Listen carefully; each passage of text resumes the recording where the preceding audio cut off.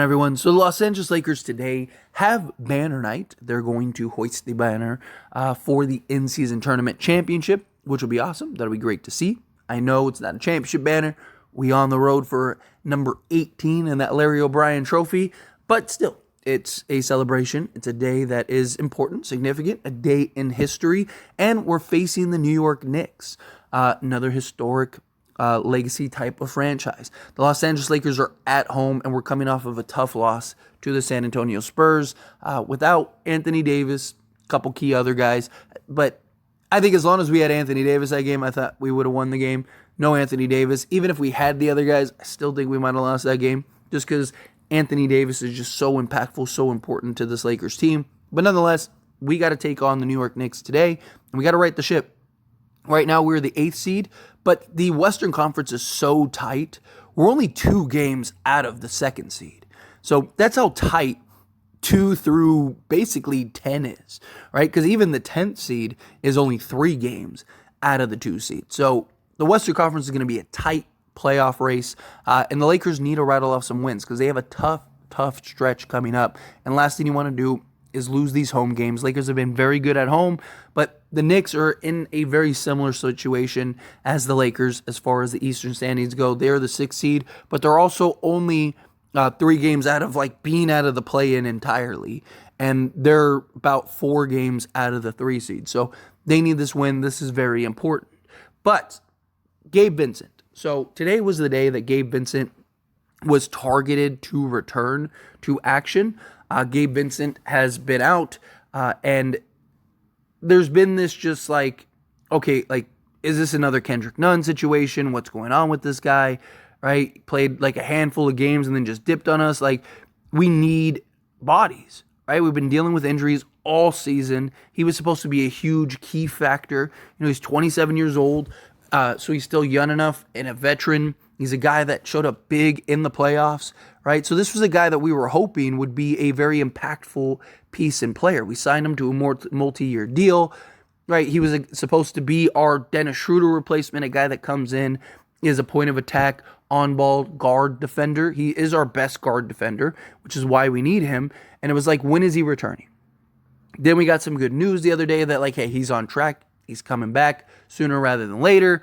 And the target date was today, the 18th, against the New York Knicks. And the injury report came out, and he is officially listed as out today against the Knicks, which is unfortunate, right? Because we really could use Gabe Vincent, especially against a Knicks team that has Jalen Brunson, right? A guard that you need to have a point of attack.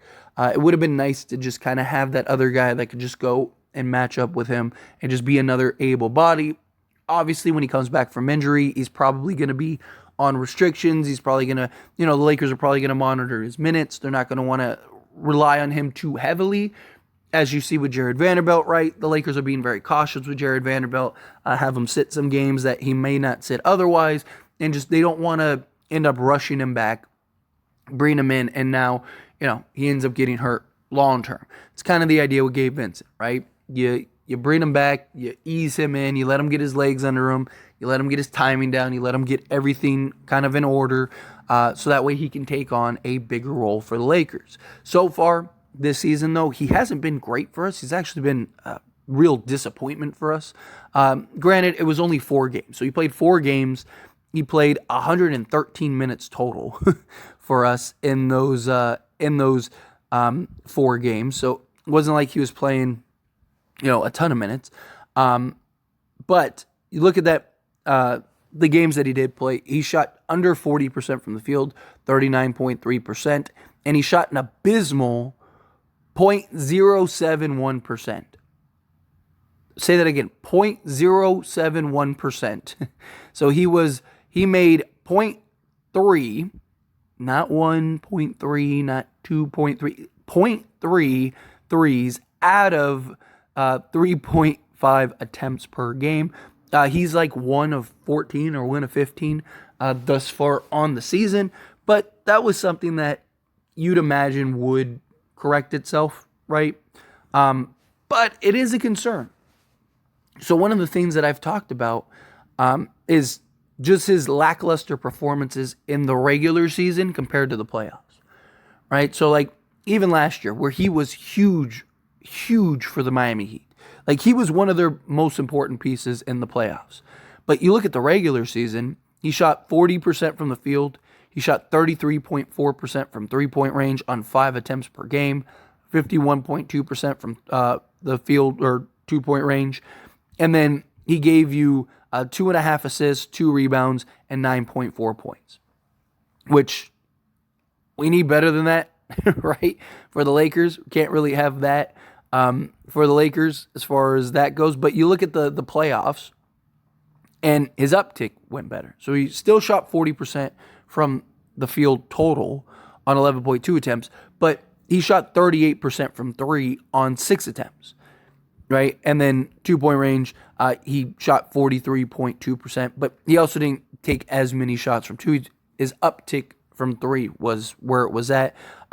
He also gave 3.5 assists as opposed to 2.5, 1.4 rebounds, and then 12.7 points per game.